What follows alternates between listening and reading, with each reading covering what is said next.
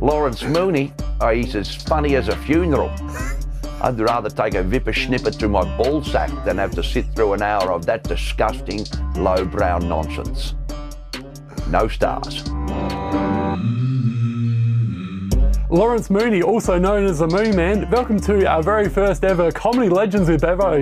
What a pleasure it is to have you on the show. Thank you very much, Bevo. It is a pleasure to be here.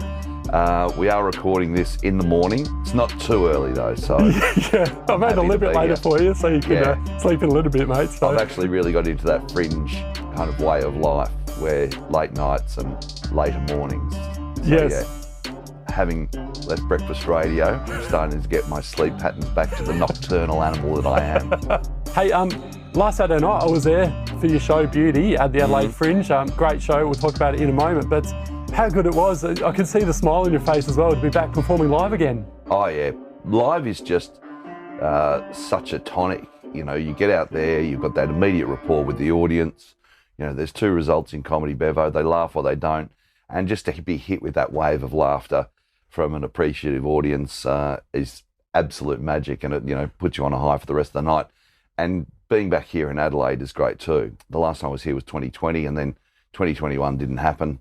So it's great to be back at Fringe. Yes. And the last couple of years, what else have you been doing to keep yourself busy? Well, I was very fortunate to have a job in radio right at the, you know, when really everything shut down.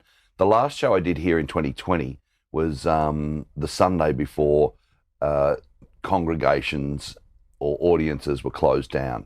It went from 500 to 100 to no people were allowed to gather. So gatherings were over and done with. And for a lot of comedians, that was it for a while. They had to go and get a day job. Perish the thought, because work is hard. Comedy's easier than work. And so I was very fortunate. In that time, we moved house, actually, moved to the country. I'm living in the Southern Highlands of New South Wales now, so that was a nice thing to be able to do. And yeah, there was a couple of Zoom corporates, and then all of that dried up. People just started cancelling gigs left, right and centre. So yeah, there wasn't a lot on live for comedians. And you've also been involved in recent times with helping out a friend with bespoke furniture from recycled timber. Yes. Hopefully I got that correct. What's that been like, and you know, what's that taught you, I suppose? That has been an amazing experience. It's been a really redemptive experience because, you know, I've gone through being, you know, dumped by the radio station, and you probably read a bit about that in the press. And so in order to get my mind off that and keep my you know, myself busy, I asked a mate of mine, Rabs, whether I could come and work for him. And yeah, he uses recycled timber to make furniture. You know, anything from old telegraph poles to post and rail fences, anything, you know, because there's all this beautiful hardwood out there sitting in piles. And that has been a really meditative process, you know, whether you're working on the sander or thinning wood or thickening wood rather, or, you know, using the trimmer. You know, there's a pace and a rhythm to it that is really nice, and it's actually really got me quite centered and back in contact with myself. So it's been a nice thing to do. I know I'm sounding all very bhagwan there, but it's been great. And, you know, you get to the end of the day and you can see your work, which is quite a satisfying thing. You know, you can see what you've achieved when you're working with your hands. I mean, comedy is very different. You get off and these, you know, made people laugh for an hour, and it's a different high, but yeah, you can't rush the wood. And you touched on it before, with living in the Southern Highlands. Yep. Does that make you a country gent now? You've gone from living in the city to the country, and what's it like? A country gent is a very difficult thing to say, because you don't want to spoonerise that, do you? You don't want to be a gentry. So I love it. You know, I was ready for the tree change. The bloody fresh air, Bevo. Everything about it. And I don't know whether it's, you know, a sign of age, but I've just started watching birds a lot more. I'm just so into birds. And, you know, there's no shortage of bird life out in the Southern Highlands. You get the lot, from king parrots.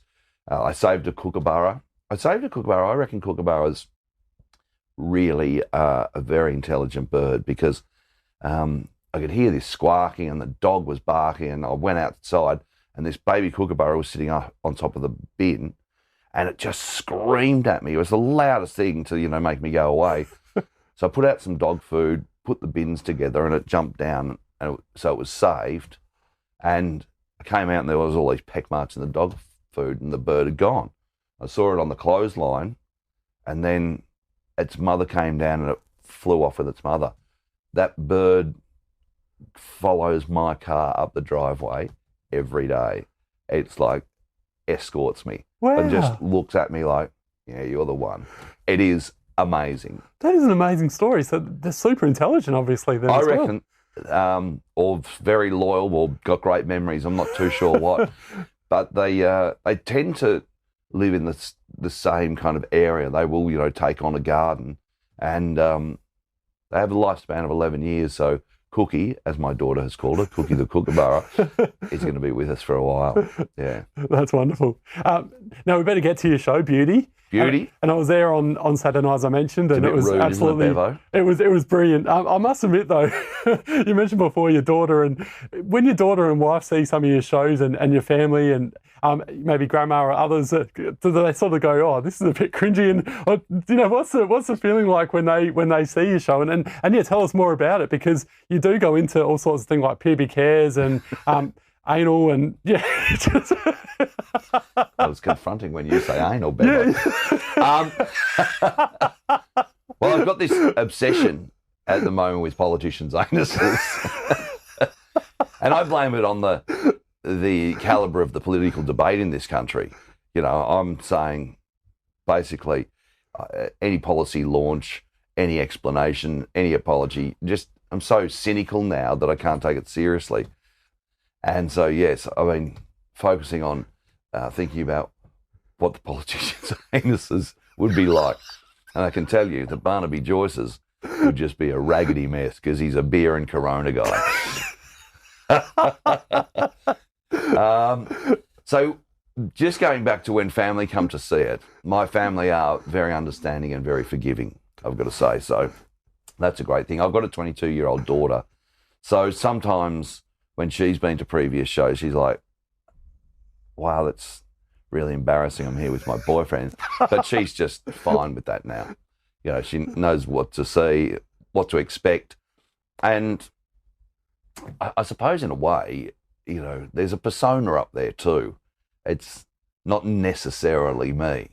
I'm a bit more vulgar on stage than I am in day-to-day life. I'm a bit more different. That was actually my next question. Yeah. Is there a different side to Lawrence Mooney away from the stage? Yeah, Lawrence Mooney, a few people go, that's absolute bullshit. Lawrence Mooney can be content living quite a quiet life. I love talking about Lawrence Mooney in the third person. And he needs that, because he can get way overexcited and he can be a real handful. So he needs to go and have some quiet time on his own. And it's not all about being that, as the Advertiser said, lude, crude and rude man up there on stage. But I do enjoy that too. I do enjoy vulgarity as a vehicle for, comedy. And I think that, it's a Rabelaisian thing, where it's like, it's a anti-authoritarian, it's an agitator. It gets, people a bit up and about, makes them kind of like go, wow. But it's like such a part of the human condition, all of that sort of stuff, that naughtiness. So I like it. But yeah, this show is particularly full on in that regard. And yes, as you mentioned, it's got a great spot on pubic hair. We won't mention too much, because no, you don't want to give it away. There's a reveal at the end of the show, a visceral reveal. I looked around at the audience and just seeing some people like, whoa, I can't believe you just said that. And I think that's great. And you probably get joy out of that as well.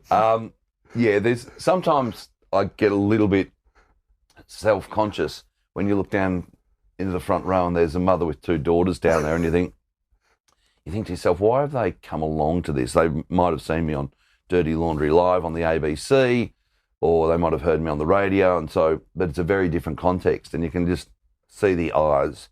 Like, oh my God. There was a father and daughter in the audience the other night, and after the show came up and he said, thank you very much. I was there with my daughter, and I looked at her and I said, who was who was cringing more? And she said, Dad was like really embarrassed when you were talking about dog style. I looked across at him and he was just red. Now we've got to get to the voices because you are the man of doing many different voices and you're very good at it. Did you get tips or have you had training? Where do you come up with the voices yourself? Well, I never considered myself an impersonator or a mimic, but I've always enjoyed it. When I'd watch, stand-up comedy on video, there was this great American impersonator that used to do Jack Nicholson and Richard Nixon. And so I've always quite enjoyed it. And I started life as an actor, or my showbiz life. I studied acting at the National Theatre Drama School. And in a way, acting is mimicry or being, like a chameleon. You kind of absorb what's around you. Anyway, the way that Malcolm Turnbull started was I was just on the couch at home and watching the 7:30 report, becoming, infuriated. That's why not the 7:30 report, Q&A. I used to watch it to make myself angry. And Malcolm was on there and he was speaking away, and I started just speaking like him. I was saying to my wife, I'd like to hear him say fire hydrant. That'd be a good word for him to say, and saying words that would be great for him, like environment, February, because that is his favourite month of the year. This month, February. Remember, it's got 2 R's in it, Bevo. And this is the time of year that Lucy and I go swimming in the ocean. And Lou goes, my wife said, you've nailed it. Why don't you throw it into your stand-up? And I said, I'm not really an impersonator. I'm not one of those guys. But then just started doing it, and it became very popular. I ended up doing it on Triple M all over the country, did it into every capital city. So I'd be sitting there on alternate days doing it in Perth, Adelaide, of course. We threw in Ditts. And then it ended up getting me a job in breakfast radio. So 4 years later, Malcolm's still going. And he still, doesn't mind putting his bib in because he hates ScoMo, because ScoMo, of course, knifed him. Yes. Took the glittering prize of the Prime Ministership. I'd taken it off Tony Abbott previously. But ScoMo, what a terrible individual, a man who shat his pants at the Engadine McDonald's in 1997 after the Sharkies' one and only Super League loss to the Broncos. Make no mistake, that's what you're dealing with, a man that poops his ducks. Yeah. That's a rumour that started when ScoMo became the Prime Minister. A friend of mine, Brendan Anakin, just looked on Twitter. He goes, someone's just read here that ScoMo shat his pants in 1997 at the Engadine McDonald's. And I said, we're running with it. We're going to say it every morning. Yeah, why not? And eventually, I think maybe it was Kyle Sanderlands confronted him with the rumour. He goes, there's this rumour going around that you shat yourself at the Engadine Macca's. Because, of course, Engadine's not very far from Cronulla at all. It's just around the corner. So whenever there was a caller on from Engadine, we'd say, have you been to the McDonald's? And it's like, yep. And then I think somebody actually put up a plaque in the car park, just without permission, or stuck it to the Macca's saying, this is the McDonald's where Scott Morrison shat his pants. So it's really got this folkloric momentum where people just accept it as given, which I love. It's brilliant. What's the reaction of some of these legends like your Big Mouths and Russell Crowe when you actually, have you seen how they feel about you doing their voices, or you've spoken to them about it? Malcolm, I saw interviewed by David Campbell and Sonia Kruger on Today Extra, and they said to him, have you ever thought about who might play you in Malcolm Turnbull, the movie? What actor? And he's like, actually, good question. And they said, what about Lawrence Mooney? And they put on this clip, and it was me saying, environment and fire hydrant and pronouncing all of the letters in all of the words with my wonderful vocabulary and diction. And he's done the big, And he goes, okay, you know what? Fair cop. That's not too bad, fair cop. And you know why I pronounce my words very properly? I was in radio as a young man, as a radio journalist, and if you had to phone a story into the station, you had to be quite precise in the way you spoke, otherwise I couldn't understand you. And it's like, okay, you've kind of missed the joke, Malcolm. You're explaining why you speak like that rather than, yeah, Lucy, and my friends all love the Moonman, and the king should kind of like be gentler with the jester rather than go, yeah, like I can explain why I speak like that. But it was interesting. And Russell Crowe, I know, and the first time he heard me do an impersonation of him, I was doing a spot for the Rabbitohs. They were down in Melbourne playing Melbourne Storm, and the night before the game, they have a dinner together, and have a bit of a team meeting, and then he likes to get stand-up comedians to do a bit of a show, just so the boys have a bit of a laugh or a relax and then off to bed. And so I could see these young blokes, and there's this, when a comedian's in a room and you can really see the audience, they get a bit self-conscious. They're just young men. So rather than do jokes, I just got up there and did Rusty Crowe. When he starts speaking to you, what he does is he just gets deeper and deeper and deeper. His voice he outballs you. And in the end, you just got to go, oh, g'day, Russell, how are you? He kind of takes all of the baritone for himself, and his big agates are just pulling his voice down deeper and deeper. Yeah. And so I know that he's heard it, and he actually texted me because he goes, taking the piss out of me, you funny bastard. Good on you. So I've spent some time with Russell. He's invited me to his villa at Crown Casino. Oh, wow. So when he stays at Crown, there's these, kind of houses on the, I don't know, whatever floor, top floor. And so I've been up there and enjoyed his hospitality. He's fun. Yeah. Come up, Moonman. Let's have some fun together. So it's actually quite fun doing Russell. And I used to do Rusty Crowe on Triple M, and I don't know whether he's heard a lot of those, because I used to do, make-believe role plays between him and Terry Irwin, because, Terry and me are quite close. We do one called the NRMA Koala. That's where Terry burns the fur on my ass and then gives me a drink of water, like I've been in a bushfire. So yeah, it is fun.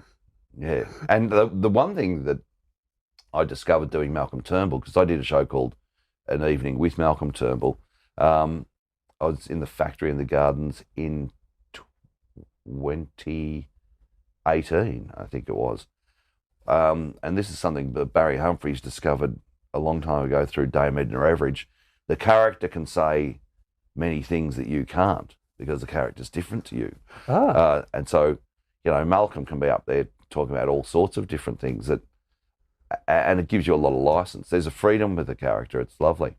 Speaking of characters, one of my favourites, I mentioned it before, is Rudy Vanderstone. Yes, because the Rudy, he's a harsh man. He's a TV critic for the people that have never heard of him. Yeah. Where did the Rudy story come from? Where did you decide to come up with him? So again, I was just messing around with voices, and I'd had this. I grew up in a place in Melbourne called Bayswater, and we belonged to the soccer club because my parents are from Liverpool in England, and so that was going to be the code we played. I eventually broke away and went to AFL, or VFL at the time anyway. Started playing soccer, and the club was kind of very strongly English and Dutch. So these kind of, footballing nations had come together to create Bayswater United football team. And so our coach, Mr. Ollie Rook, he had one of those voices, and so even as a young kid, it's like, he speaks quite funny, doesn't he? Sorry I'm late, boys, I missed my car today. And so it's like, oh, this is cool. So I probably started doing that as a kid, Anyway, it always stuck with me, and I decided to do a character called Rudy Vanderstone, became this Dutch comedian. And so on some, open mic nights or other kind of like, basically list shows where comedians, are trying new material. Open mic nights is the correct term. I got up and used to do stand-up comedian, do, routines as Rudy. What you all probably know about Holland is the boy that had his finger in the dike. And yes, I know there's all those jokes about him putting his finger in the lesbian, but that's not what I'm talking about. And then he'd do these massive raves on lesbians and sex and whatever. When I started in radio, my anchor Christopher Page had seen Rudy, and we were thinking about different characters, and he goes, "Why don't you get the Dutchman to be a TV critic?" And so that's where it came from, and so Rudy became Australia's harshest TV critic. Yeah, Rudy Vanderstone. I ate everything. He got himself in a bit of trouble as well a couple of years ago on Studio 10. Yes. Brilliant. So we had a thing, Rudy's steaming brown Logies, and got a letter from the people that own the Logies brand. I think of them anyway, saying cease and desist using that term. That is our brand and trademark. So we did immediately, and then Logie Baird, who invented the TV, after whom the Logies is named, we called them the Steaming Brown Bairds. Anyway, so he was going to have this awards afternoon or awards morning on the radio show, going through his worst and best for the year, and eventually giving the Steaming Brown, what was then a Logian, excuse me for using that TM, gave the Steaming Brown to Costa Georgiadis, who was a friend of the show and a mate of mine and a lovely man. So we had these toilet plungers with the Steaming Brown, and then there was other categories. And so to kind of publicise what we were going to do, the producer of our show spoke to the producer of Studio 10 and said, do you want Rudy Vanderstone to come on? And the EP of Studio 10 said, oh yeah, I hear him on the radio, I love Rudy Vanderstone, so let's get him on. So I go on with because Rudy's a plumber, first and foremost, from right. He's just a TV critic on the side. And so he's got his, blue plumber's overalls on, a bow tie, his pipe, he always smokes a pipe. And he goes on Studio 10, and so he's explaining his awards night that he's going to do, the Steaming Browns, and, going through the categories. And eventually someone says, I think it's Angela Bishop, I'm a bit afraid to ask, but what do you think about our show? And I said, well, I love Studio 10. I love it in the mornings. I get up, I do some work. I always make sure I'm near the television when Studio 10's on. I make myself a big cup of coffee and sit down to some casual racism and slut shaming. And Natasha Belling's mouth just went, and she goes, we're going to take a break. And you can hear people, Hildebrand laughing in the background. And their executive producer knew what I was going to do. He said, don't hold back, go for it. Oh, right. Yeah, but he wouldn't have been saying that to his cast, because they went straight to an ad. They came back, and Natasha Belling goes, in that last segment, if there was anything said that there was some offensive things said, and I'm here to apologise for you. That's all from Studio 10 today. Bang, gone. And that was in reference to a couple of incidents that had happened on Studio 10, where they had been accused of casual racism and slut shaming. So it wasn't just me, going rogue. Yeah. And what was the situation after that? Because obviously you've been on Studio 10 a couple of weeks ago, so... Yeah, Rudy's never going back. But Lawrence Mooney's allowed on there. Yeah. Lawrence Mooney's allowed on there, yeah. Look, to tell you the truth, I don't think there was any complaints or whatever. They just did a preemptive apology because, it's mid-morning, Studio 10. And it changed then. There used to be quite a big lineup, and now it's just Sarah and her Irish friend. Yeah, of course. Yeah. Yeah. And you've got a podcast as well now, Moons. Yeah, with Matt Hardy, Saturday Afternoon Fever. Tell us all about this and where we can hear it. Well, you can hear it wherever you get your podcasts. I think it's on the Listener app, but podcasts are out there. It's done very well. Matt Hardy wrote a book called Saturday Afternoon Fever, very much along the line of Nick Hornby's Fever Pitch. In fact, he said to Nick Hornby, I really love the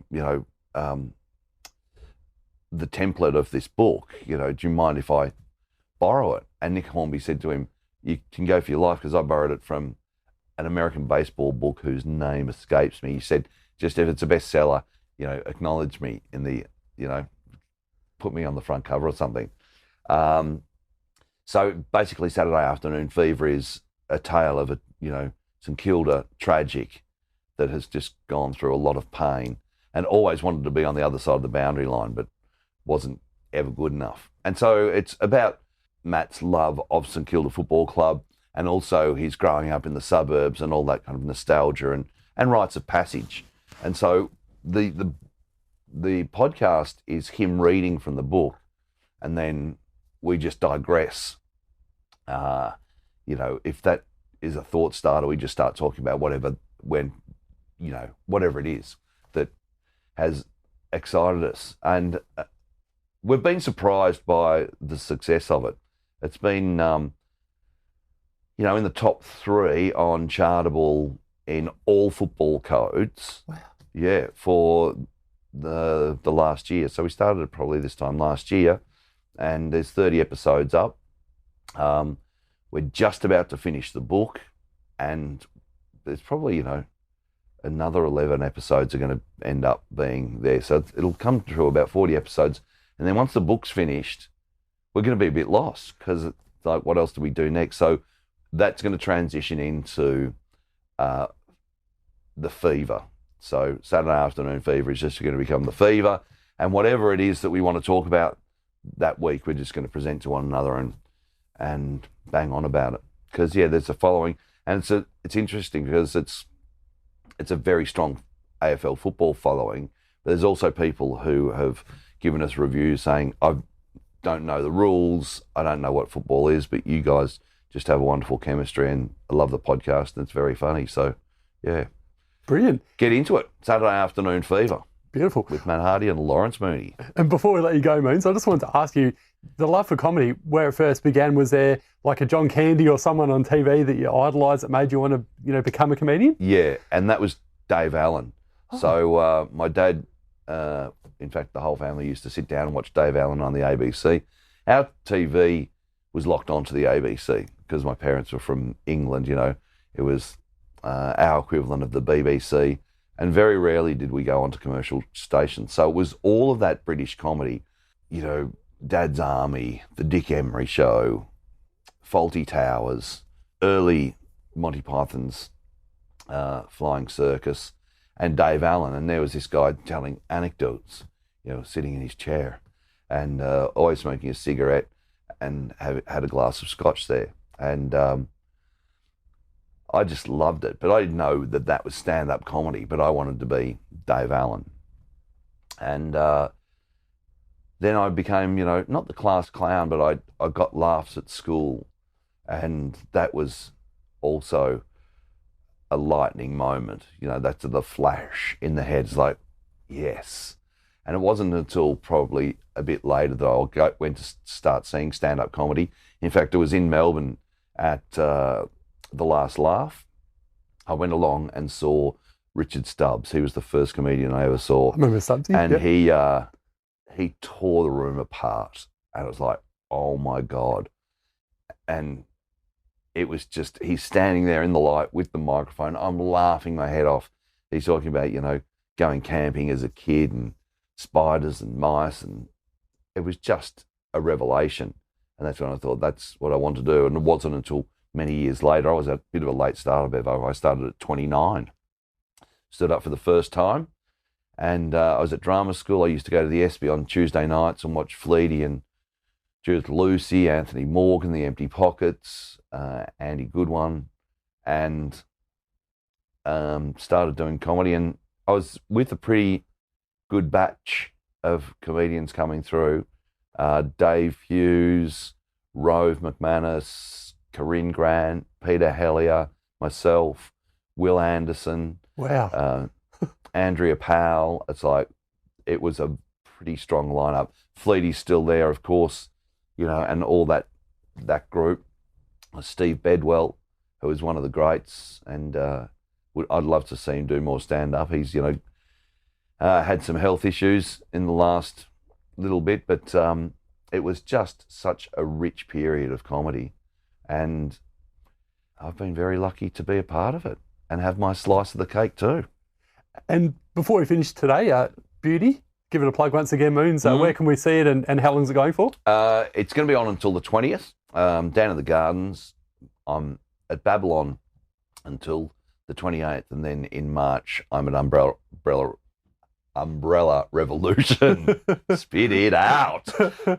So yeah, basically I'm here until March 20. So check your guides, grab a ticket and come along. It's a great show. Got 4.5 stars in the Advertiser. Bang. So it should. Yeah. In fact, the last time I was here, I got 4.5 stars in the Advertiser. That makes 9 stars. And Rudy would give it a 5, surely. Absolutely. Lawrence Mooney, he's as funny as a funeral.